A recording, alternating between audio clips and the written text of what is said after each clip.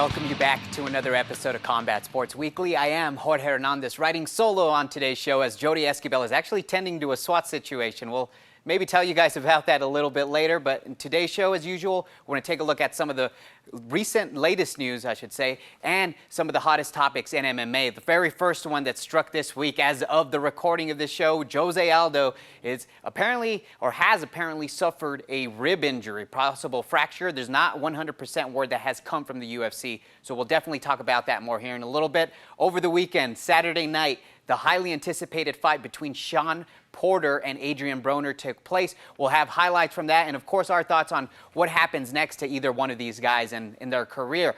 More news from Saturday night. Andre Ward was in action the first time in almost 2 years. The fight took place there in Oracle in Oakland, California. Of course, the city coming off that huge victory for the Warriors, so the place was pretty high for Andre Ward. And more news, David Lemieux defeated Hassan N'Dam this past weekend. Lemieux looking like one of the toughest fighters in the sport. Hopefully a fight between him and Triple G goes down. We'll have highlights from that fight as well.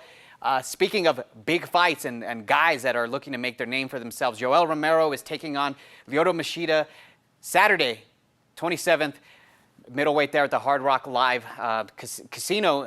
It's a tough fight for Yoel Romero, but either guy with the loss, is going to go on their way down.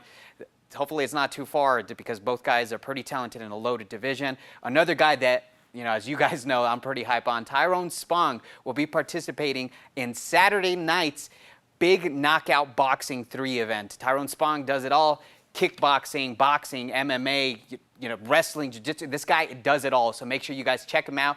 We'll give you price for that event. And another guy that has a pretty big fight against Matt Brown at UFC next month in July, Tim Means of Albuquerque, New Mexico, specifically a fit NHB, will be joining us to talk about this huge fight and what it means to him to be fighting someone in the top 5. But that does it for our rundown. Make sure to catch us right after the break. We'll have the highlights and some of the top headlines going on nationally and locally.